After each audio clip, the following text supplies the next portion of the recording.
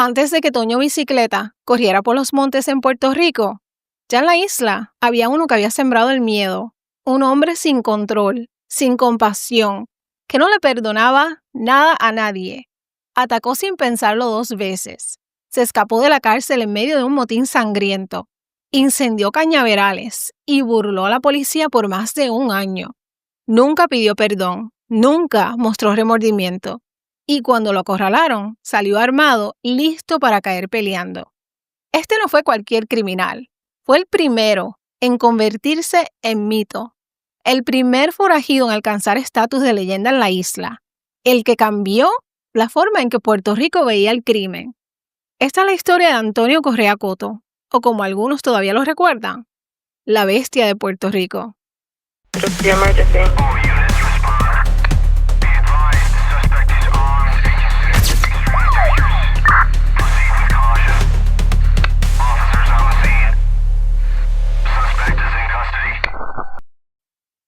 Hola mi gente, bienvenidos a su canal Delitos de Sangre. Yo soy Magali, gracias por acompañarme durante este nuevo episodio. Los invito a que sean parte de esta familia, se suscriban al canal, me dejen un like, un comentario o compartan este episodio para que llegue a donde más personas. En Puerto Rico han habido muchos criminales. Sin embargo, las leyendas o esas historias que superan el delito y quedan en la memoria colectiva son muy pocas. Antonio Correa Coto es una de ellas. Las personas que vivieron durante su tiempo escuchan su nombre y enseguida piensan en tiros, en persecuciones, en sangre y en un país paralizado por el miedo. Aunque ya hayan pasado décadas, Antonio Correa Coto no se convirtió en mito por salir en portadas, sino porque su historia fue tan intensa, tan fuera de control, que parece inventada, pero no lo es real y pasó en la isla de Puerto Rico.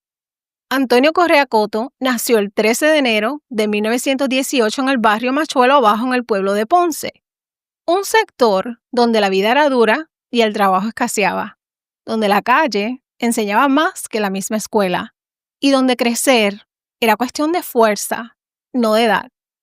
Desde joven tenía fama, no de bandido, pero sí de alguien que no se dejaba.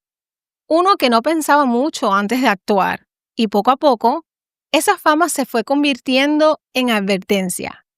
Era impulsivo, agresivo, sin filtro y sin miedo. Y en un barrio como ese, con un país quebrado, ese tipo de carácter no se curaba, se endurecía. Antonio no fue moldeado por el sistema, fue formado por la ausencia de uno. Él no se convirtió en criminal de la nada, se crió dentro de un sistema que ya venía roto. Y lo que se formó en Machuelo fue un hombre que simplemente no conocía el límite. Pero para poder captar lo que Antonio Correa vivió, hay que mirar más allá de su barrio y ver el país en el que creció y en el tiempo en el que creció.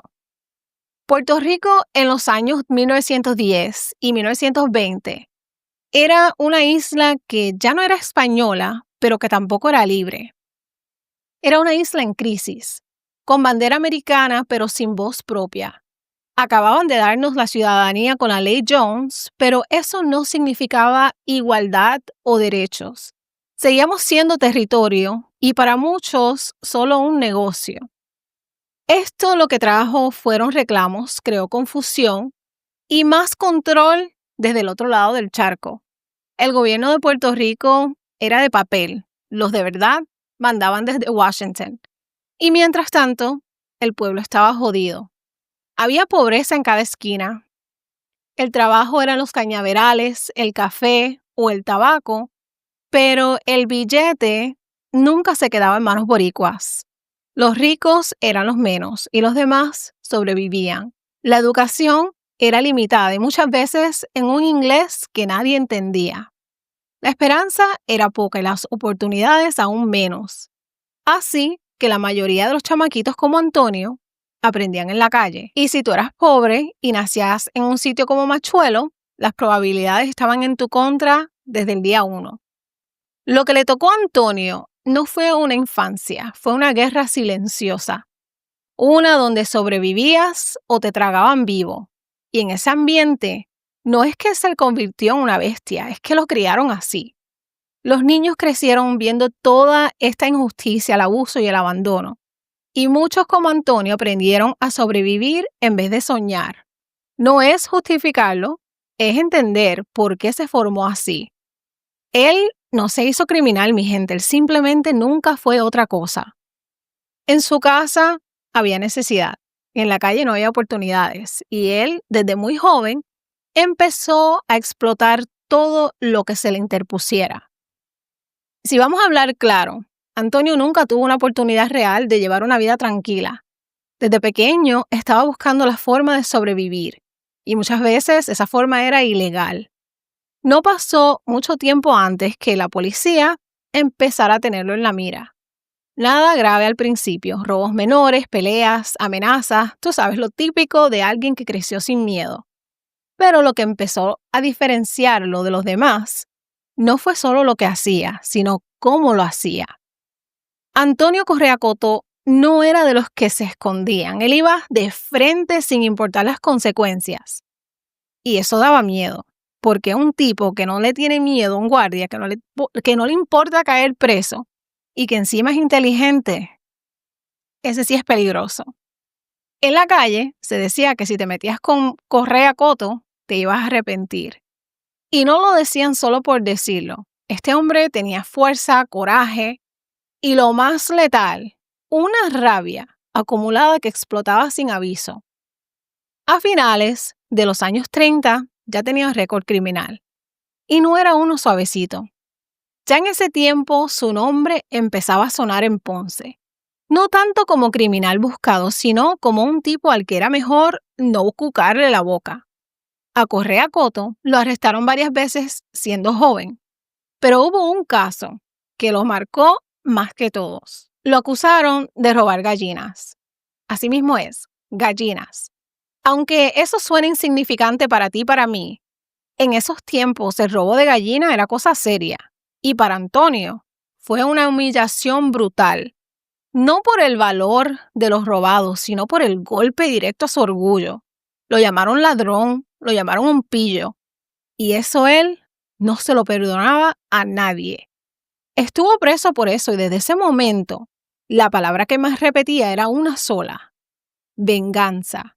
Antonio Correa Coto juró que los haría pagar a todos los que lo señalaron, a los testigos, a los jueces, cualquiera que haya tenido que ver con su condena.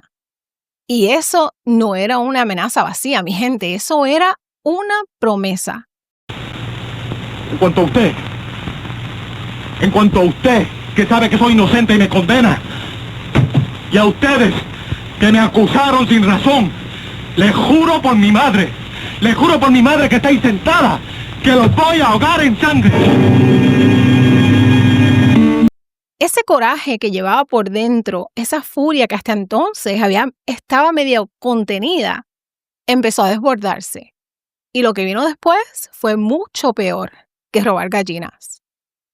Antonio Correa Coto no era solo violento por serlo. Ese coraje que él cargaba no apareció así de la nada. Eso venía de años acumulando frustración, maltrato, abandono y mucho resentimiento. Desde niño lo que vio fue abuso. Dicen que su papá era un alcohólico, que era agresivo y que lo golpeaba sin ningún motivo. Y su mamá, bueno, la señora estaba, pero no estaba. Era como si Antonio creciera en una casa donde el amor nunca hizo acto de presencia. Entonces imagínate un chamaquito sin guía, sin cariño, sin nadie que lo defendiera. Aprendió que la única forma de protegerse era atacando primero. En la escuela, si alguien lo miraba mal, le caía encima. Si lo empujaban, respondía con una piedra.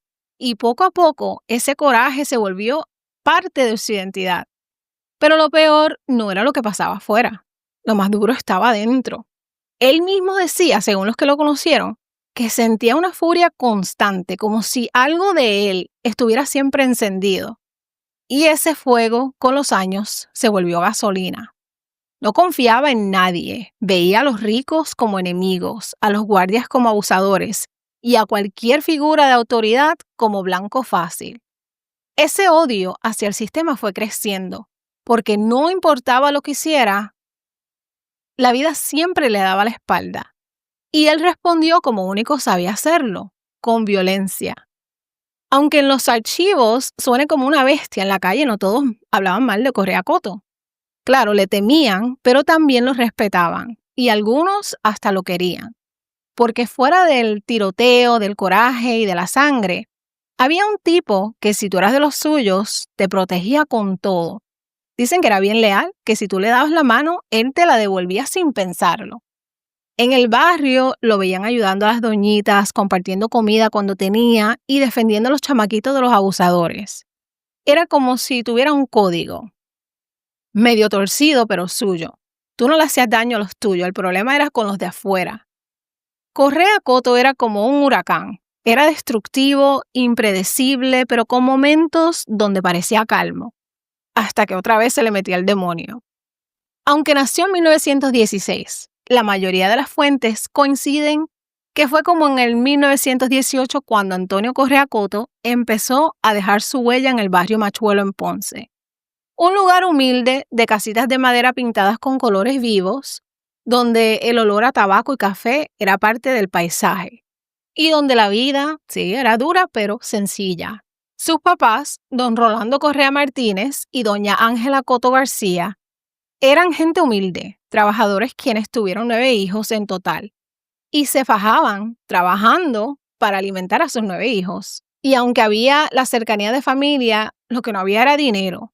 La necesidad era parte de todos los días. Antonio, siendo de los mayores, tuvo que fajarse desde chiquito, y lo poco que ganaba lo traía para la casa. Antes de los 10 años ya estaba trabajando en lo que fuera, limpiando zapatos, haciendo mandados. Apenas podía cargar un machete y ya estaba en las fincas de caña.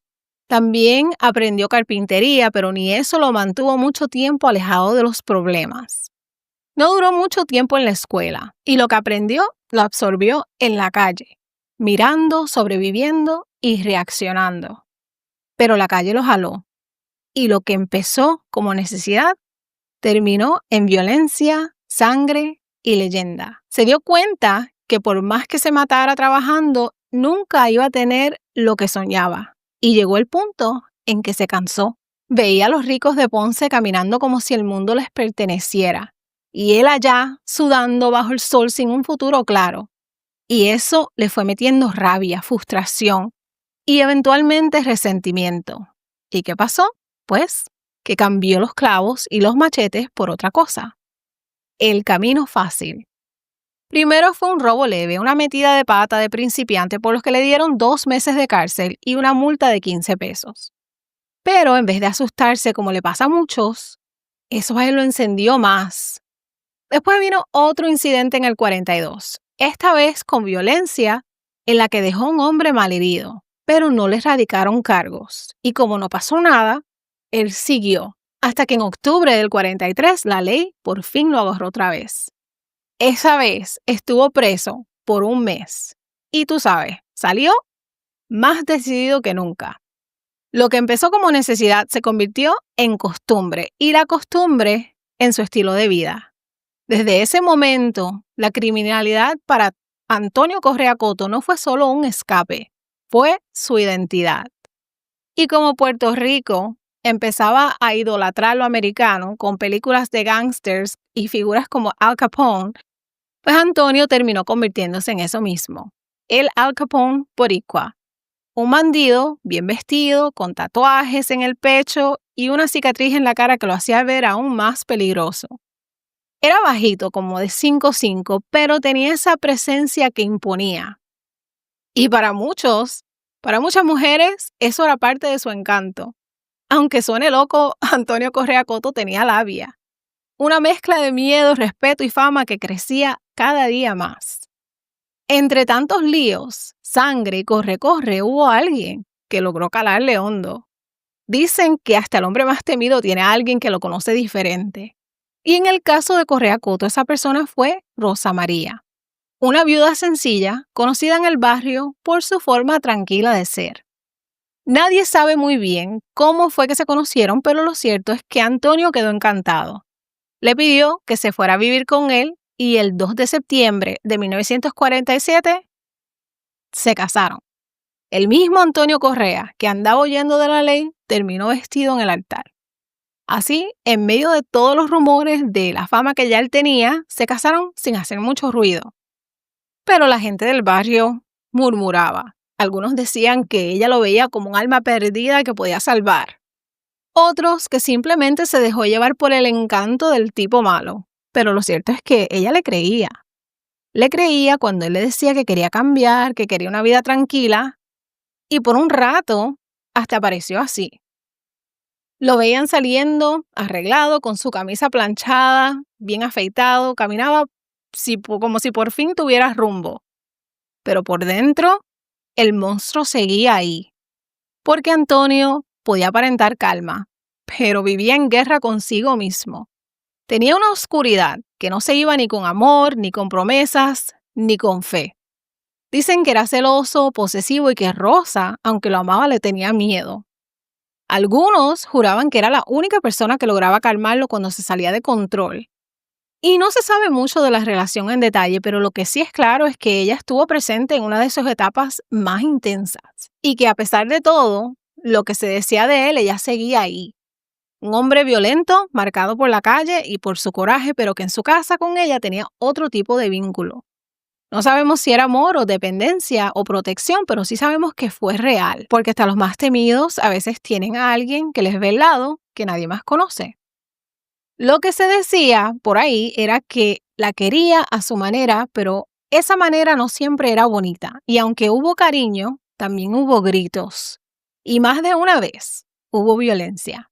Que había noches en las que se iba de la casa sin decir nada y regresaba con la mirada apagada, como si acabara de hacer algo que ni él mismo entendía. Ella fue quizás el único intento real que él hizo por tener una vida normal. Pero como todo en su historia, eso también se le rompió entre las manos. Porque lo mismo que lo hacía peligroso en la calle, lo traía para la casa. No se sabe si tuvo hijos. Algunos dicen que sí, otros que no.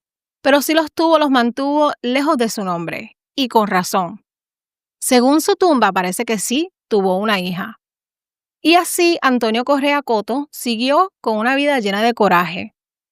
Hasta el 25 de enero de 1950, en Villa Olga, Ponce, Puerto Rico. Una casa, una noche y un acto que lo cambió todo. Esa noche era una noche como cualquier otra en uno de esos barrios humildes, donde la gente ya sabía que después de cierta hora era mejor no abrirle la puerta a nadie. Pero nadie se imaginaba lo que estaba a punto de pasar. Antonio llegó como un loco a la casa de un hombre mayor de 69 años y no se sabe si lo conocía bien o si simplemente lo escogió. Lo que sí se sabe es que entró con intención. Ese día, Antonio Correa Coto entró armado a la residencia. Lo que pasó ahí, mi gente, fue pura violencia. El hombre terminó sin vida y su esposa herida, y otros 3 que estaban en la casa fueron también atacados. Se cree que estas fueron las personas que lo habían acusado de robarse las gallinas. Cuando llegó la policía, se encontraron con una escena brutal. 2 muertos, varios heridos, sangre en el piso y un silencio espeso que se sentía hasta en la piel. Y Antonio, todavía armado, no se escondió, no huyó, sino que disparó contra los agentes hasta que uno de ellos cayó herido. Y ahí fue donde empezó el verdadero terror. Y Correa Coto se escapó como si nada. En cuestión de horas, su nombre estaba en boca de todos. Los periódicos reventaron la noticia, los titulares todos eran sobre él. No se hablaba de otra persona ni en Ponce, ni en San Juan, ni en el cafetín de la esquina. Y no era para menos, el tipo acababa de dejar un charco de sangre y todavía tenía la pistola caliente. La gente estaba en shock. No era un robo, no era un ajuste de cuentas. Era una masacre sin explicación. Y esta vez no hubo forma de taparlo. La policía lo buscó por cielo, mar y tierra hasta que lo encontraron. Finalmente lo arrestaron y lo metieron preso mientras esperaba juicio. Ese arresto fue como un suspiro de alivio para el país. Y los jueces Pedro Muñiz y Lorenzo Yara no tardaron en darle lo que se esperaba a mi gente. 2 cadenas perpetuas. La gente decía, al fin esto se acabó. Pero no sabían que eso era el primer acto.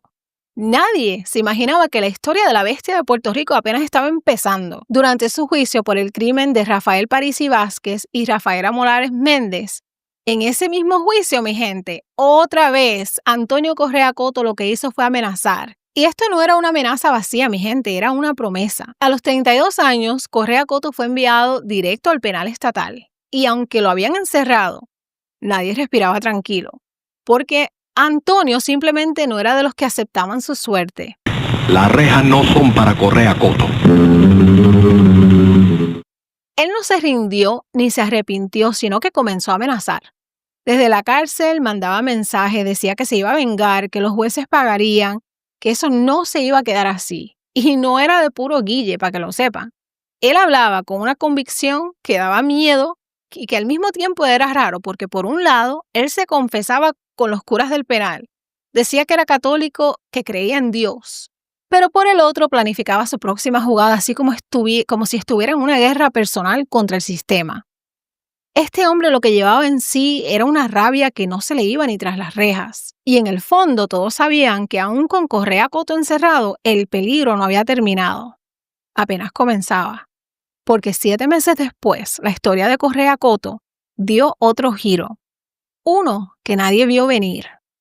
El 28 de octubre de 1950, apenas habían pasado 7 meses desde que lo encerraron. La cárcel estatal de Río Piedras estaba a punto de explotar.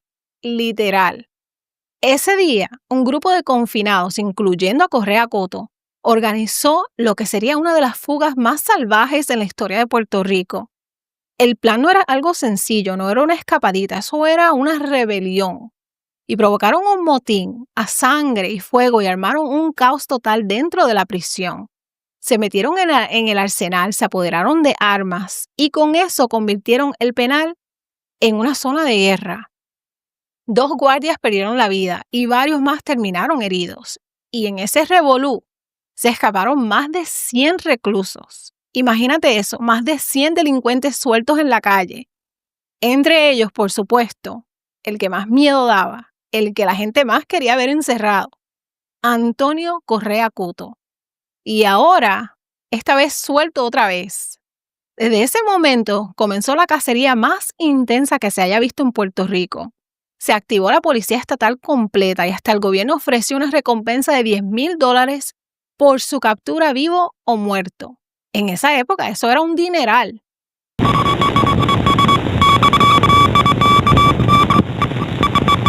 Último momento. Pánico en todo Puerto Rico.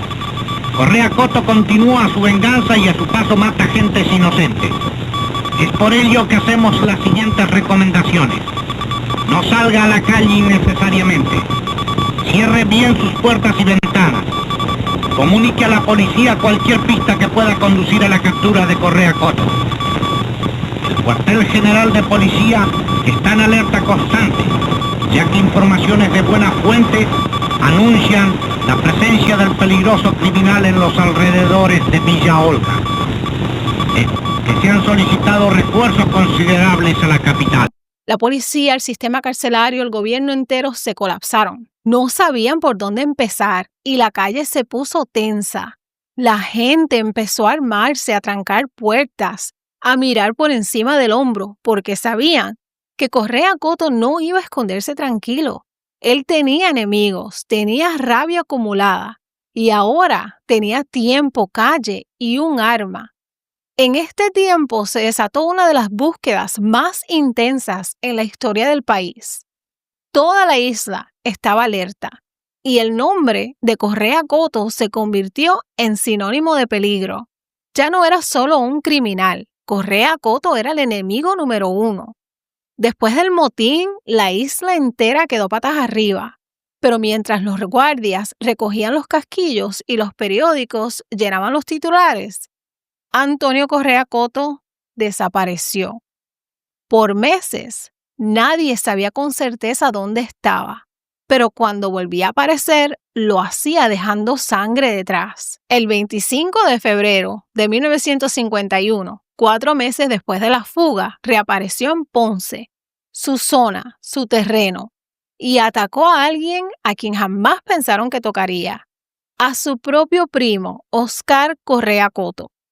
Unos dicen que fue por una traición, mientras otros dicen que fue por una simple riña. Pero lo cierto es que intentó quitarle la vida. Y como si no fuera suficiente, 2 días después, entró a la casa de una pareja de envejecientes, los golpeó brutalmente y luego les prendió fuego a la casa, sin misericordia, sin razón alguna. El miedo se sentía en el aire, la policía estaba en pánico. Los residentes de Ponce empezaron a dormir con cuchillos al lado de la cama. Muchos hasta se fueron del barrio. Nadie quería ser la próxima víctima de Antonio Correa Coto. Y a pesar de la vigilancia, Correa Coto seguía escapándose. Se metía en los montes, se escondía entre los cañaverales, los prendía en fuego y se movía como si conociera cada rincón mejor que los mismos guardias. Lo describían en los periódicos como un tipo bajito, con bigotes, cicatrices en la frente y en la boca, tatuajes y unos ojos fríos que te miraban, que no te miraban, sino que te atravesaban. Y con esa descripción, la paranoia se desenfrenó. La gente llamaba a la policía por cualquier hombre bajito con cara seria. Pero Antonio sabía moverse, sabía esconderse. Y sobre todo, sabía quién lo estaba buscando y quién lo estaba ayudando. Porque él no estaba solo, tenía simpatizantes, conocidos que le daban comida, techo o los chismes de la policía. Y eso, mi gente, lo complicaba todo. La isla era pequeña, pero para un hombre como Correa Coto era suficiente selva. Y cada día que pasaba libre era una provocación más.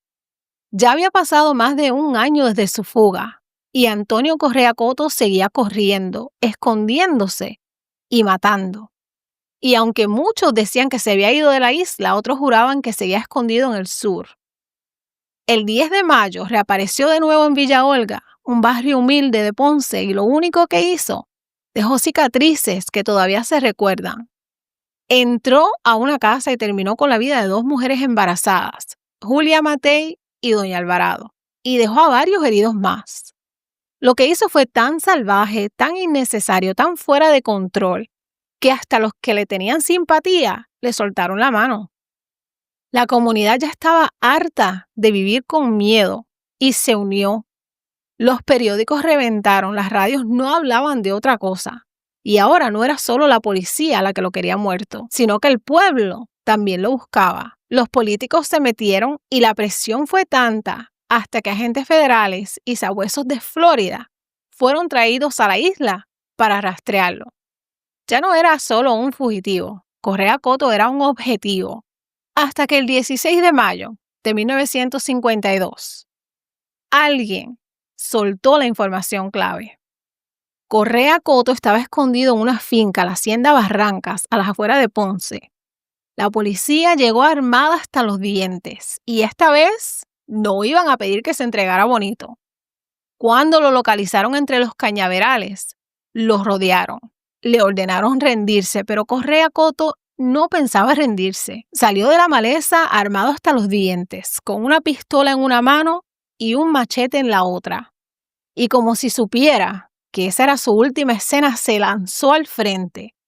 Los agentes no lo pensaron 2 veces. El capitán Luis Pérez dio la orden de disparar.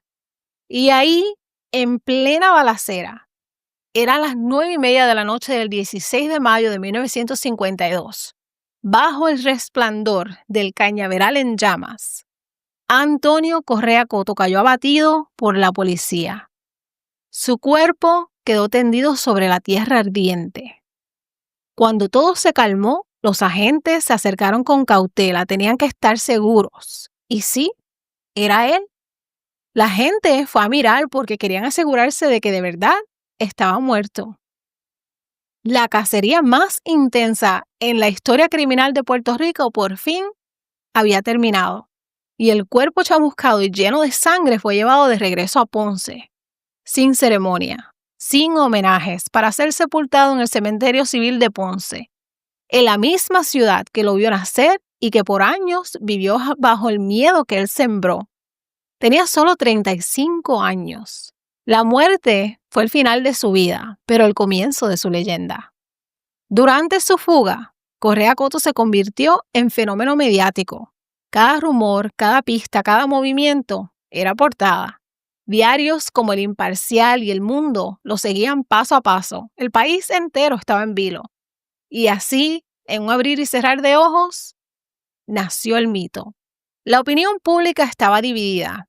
Para muchos, Correa Cotto era un criminal frío que recibió lo que se merecía. Pero había otro grupo, especialmente entre los sectores pobres, que lo empezó a ver como una especie de Robin Hood boricua. Aunque sus crímenes no tenían nada de heroico, el hecho de que burlara a las autoridades una y otra vez lo convirtió en un símbolo de rebeldía. La gente decía que les robaba a los ricos para darle a los pobres, pero la realidad era otra. Correa Cotto se vengaba por lo suyo y punto. Pero en un país con coraje social acumulado, esa imagen de justiciero caló profundo. La confusión entre el miedo y admiración fue lo que alimentó su leyenda. Aunque no existe un número exacto de víctimas, se le atribuyen al menos 2 exterminaciones de vidas confirmadas y múltiples intentos. No pasó mucho tiempo antes de que su historia llegara a la música. Plenas, guarachas, coplas, todo el mundo hablaba de los milagros de Correa Cotto como si fuera parte del folclore. Y no solo en Puerto Rico, en la República Dominicana también se escribieron hasta merengues inspirados por él. Lo convirtieron en canción, en cuento y en leyenda. En los años 60 llegaron las películas. La primera, Correa Cotto, Así me llaman, en el 1968. Luego vinieron La venganza de Correa Cotto en el 1969 y una tercera producción que completó la trilogía. Actores de renombre como Miguel Ángel Álvarez y Lucy Boscana ayudaron a construir una imagen más compleja, casi humana, del criminal que durante años fue solo sangre y fuego en los periódicos.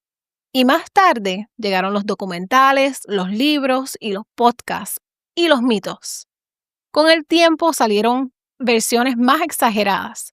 Algunos decían que tenía un pacto con el diablo, otros juraban que usaba brujería para hacerse invisible, que no le entraban las balas. Incluso hubo alguien que insistía que fue un luchador contra el gobierno, un justiciero del pueblo. Pero la verdad era otra. Correa Cotto no tenía causa, solo tenía rabia. Dejó una marca que no se borra. Cambió la manera en que Puerto Rico entendía el crimen. Después de él, las autoridades tomaron más en serio lo que un solo hombre podía provocar. Fue el primero en poner al sistema contra la pared, el primero en convertirse en figura mediática, el primero en cruzar la línea y quedarse del otro lado. Y aunque murió en el fuego, su historia no se apagó. Hoy, más de 7 décadas después, el nombre de Correa Cotto todavía provoca escalofríos y curiosidad. En Ponce su recuerdo sigue flotando en el aire. Su tumba sencilla en el cementerio civil aún recibe visitas de curiosos que han oído los cuentos. Historiadores y criminólogos lo citan como ejemplo de cómo nace un criminal legendario. Y las abuelas todavía susurran su nombre para asustar a los nietos traviesos. Correa Cotto se convirtió en el sinónimo del fugitivo extremo, del hombre que empujó los límites de la realidad hasta convertir su vida en relato. Desde su infancia en pobreza hasta sus caídas entre balas y llamas, su historia es una advertencia viva, una mezcla cruda de crimen, castigo y mito. En resumen, mi gente, Antonio Correa Cotto fue un criminal despiadado, pero uno que marcó a todo un pueblo. Cometió crímenes atroces como el doble asesinato de 1950 y la masacre de más de 10 personas durante su fuga, y provocó la cacería humana más intensa del siglo XX en Puerto Rico. Murió como vivió, enfrentando a las autoridades con armas en las manos. Pero incluso muerto, no se fue. Siguió vivo en las noticias, en las canciones, en películas, en los cuentos, en la memoria del país. Porque su historia, con toda su violencia, su tragedia y su mito, es una de las páginas más intensas y estremecedoras del crimen en Puerto Rico. Correa Cotto, el hombre, la bestia, murió en 1952. Pero Correa Cotto, la leyenda, sigue viva. ¿Y por qué lo convirtieron en leyenda? Porque Puerto Rico romantiza la rebeldía, porque la prensa le dio rostro, porque la música lo convirtió en cuento y porque en el fondo hay una fascinación con el criminal que se burla del sistema, aunque sepamos que lo que hizo fue un inhumano. Salió en todas partes, era el gángster puertorriqueño, el rebelde, el monstruo, el símbolo de lo que puede pasar cuando la rabia, la pobreza, el abandono se mezclan con violencia y carisma. Antonio Correa Coto no fue un héroe, pero tampoco fue solo un villano. Fue el producto de una época, de un sistema roto, de una infancia sin amor y de una sociedad que muchas veces prefiere mirar para el otro lado. Y aunque su historia terminó con fuego y con balas, el eco de su nombre todavía se escucha en la isla de Puerto Rico. Porque en cada esquina donde alguien dice ese tipo es como Correa Coto, hay una advertencia escondida. Muchos años después, otro nombre volvería a estremecer a Puerto Rico, Toño Bicicleta. Y aunque las historias de ambos son distintas, hay algo que los une. Correa Coto fue el primero en convertirse en mito. El que abrió el camino para que en la isla se dijera que los criminales no solo se temen, también se inmortalizan. Si Toño fue el bandido del monte, el escapista incansable, Correa Coto fue la chispa original, el gángster brutal que convirtió la rabia en fama y el crimen en leyenda.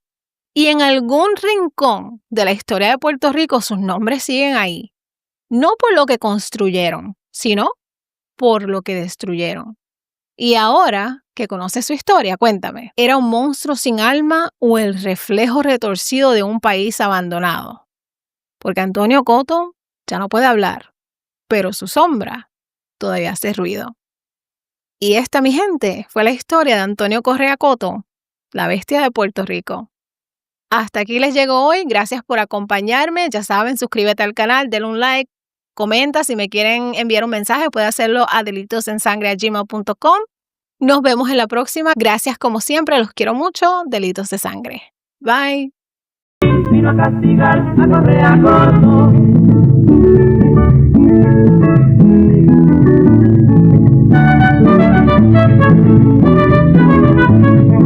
Dicen que la policía, para poderlo ir a capturar, le obligaron a que saliera pegando fuego a un cañaveral. Ya por fin volvió a reinar la tranquilidad. Ya por fin volvió a reinar la tranquilidad. El que lo mataron cerca de Ponce al salir de un cañaveral. La justicia al fin vino a castigar a Correa Coto. La justicia al fin vino a castigar a Correa Coto.